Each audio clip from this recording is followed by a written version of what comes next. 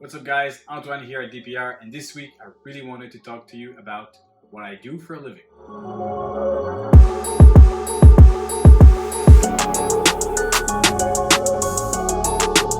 So technically, what do I do? Well, I actually breed ball python for a living, but it's not that simple. In 2018, I finished business school and I needed to search for an intern. And I had a really good relationship with Brian Papuchian from NBK Reptiles. So I contacted him and I decided to do my intern with him here at NBK Reptiles. A little long after that, well, I got offered a job to take care of his entire ball python breeding collection. So in 2018, I started, taking care of all his animals, breeding them, pairing them, feeding them. And it was really nice because I had the opportunity to take care of a very large scale collection, And by the time, I only had like 25 animals, but I was a little guy that was so passionate about ball pythons. I was eating, sleeping, doing everything about them. It was absolutely crazy. And so I came here and Brian was, the best mentor for me. He taught me, everything I know today. The cool thing about this is that, from a small scale breeder, I had the opportunity to take care of so many animals. So I had already, the great opportunity to be in a full-on, breeding. So it threw me out by allowing me to make the mistakes here, learn everything I had to know here. If I was gonna taking care of so many animals, breeding so many females, was it, a lifestyle that was made for me? And honestly, the answer was 100% yes. The coolest part was that he was really open enough to, make a great transition into his ball python breeding. Previously, NBK Reptiles was mostly a wholesaler. His old ball python collection, nothing was really high-end in there. But the high-end stuff was what, really excited me. So Brian really allowed me to flip his collection and over time buy animals, hold back some animals, and do some pairings with like double recessive and try to increase the quality of the general collection. And I have white card on everything, so I can do the pairings, I can sell whatever I want and keep whatever I want for him. And so so the job technically is taking care of the animals, feeding the animals, breeding, doing the ultrasound, selling them, putting them on morph market, and I don't take care of his social medias, but everything that's ball python related, that's pretty much what I did. So that's why on Instagram I often post pictures of some of his animals that are hatchling. I tag him also there because those animals, even if they're not owned by me, it's like I was breeding them, because technically I am breeding them. So a little bit of a backstory there. So well, to talk about the pros of doing such a thing, well, the very first thing is the experience you get from, taking care of an entire, big facility of ball python breeding. The very first thing I can say is you gain the experience about the amount of animals that you take care of. It is really very different from, taking care of 20 animals than 600, 700 animals. It is totally different. It puts you in a bigger perspective and on a much larger scale of breeding. It opens up your horizon in how you can do everything more in a more efficient way. So how can you take care of all your animals? How can you label the bins? How can you keep track of all the pairings, keep track of which male are breeding, which female, at what time are they, which animals are feeding, on what time, and all of this on a larger scale, especially if they're not your animals and you get to learn from them. It's really good to improve how you take care of all your animals and how you manage to keep control of such a big collection. And the thing is, Brian, he comes down often and we talk about the animals, even though I'm the one taking care of them and I'm the one deciding on what to breed. We often like to chat and discuss about the pairings and stuff, and he likes to come sometimes on the weekend and check what's going on. And if nothing was written, well, he wouldn't know anything. And it's a really good thing because now I am the employee, but eventually I will have some employees. And it's really great to start now the process of labeling everything so that you're not the only one who understands what's going on. So if you have an employee and you have, for example, clips and something labeled, an employee can come and know exactly what to do, which animals to change, and everything else. So right now, one of the things I want to improve, to add on the bins, is that I want to really start changing the substrate every single time they shed. So I want to have some little clips. Shout out to Miguel, he actually posted a few of these. Little clips on the bin, so whenever I come and I clean them, I know that this one needs to be totally flipped, all the substrate in here and there. And you know, I labeled the males and did like the copulations on the bin, and this is something that I really want to improve as well. I'm not sure exactly what I'm gonna do now for the next season, but you know, I'll figure it out, and I'm really really excited to come up with something new. Okay, so to talk about, you know, a little bit about the breeding here that I take care of. Obviously, the projects can't be the same at NBK Reptiles than at DPR Coldblood. The only reason why is because, you know, we all have our strength and our different, you know, directions. His collection had, you know, better animals for certain projects, so I really wanted to keep some things separated. Even though I buy animals from him and he buys some animals from me too. I'd say if I can, you know, really divide his collection into 3 big projects. The first one would be Desert Ghost. He has a bunch of het Desert Ghost and Desert Ghost females. A little bit lacking on the males right now, but we're really working towards this season. And I'll show you my absolute favorite snake of his entire collection. You might have seen her a couple times on some of my posts. I will bring her out. And this is really an insane animal. This is a pastel Desert Ghost, but this pastel Desert Ghost is 5,500 grams, like 5,500 grams. This female is just like enormous. That's not a ball python. That's more a blood than a ball python. This is just incredible. And to see such a big animal as a Desert Ghost and a pastel Desert Ghost is just mind-blowing.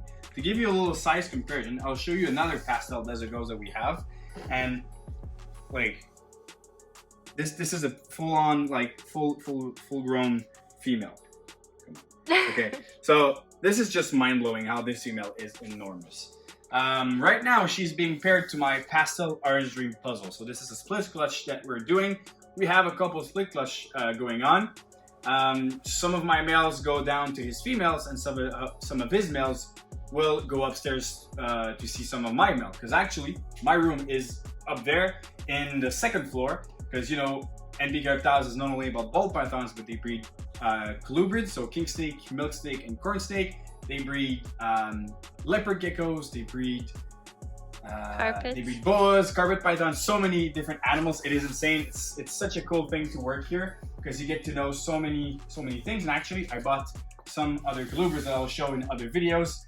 DPR Coldblood is expanding, and we're going to see a new kind of species here. Girlfriend's laughing at me. So yeah, okay, so the first thing was Desert Ghost. The second thing is lavender. They have some insane het lavenders growing and some really cool adults as well. Here's one that is really nice. This is a butter lavender, and she's right now being paired to a super high intensity orange dream leopard fire 50% het pied. Can you imagine those holdbacks? This would be just mind-blowing.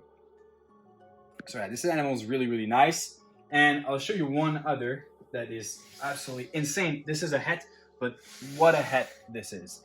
This is a honey cinnamon cypress 100% het lavender female. She's bred by Enchi Het Lavender right now.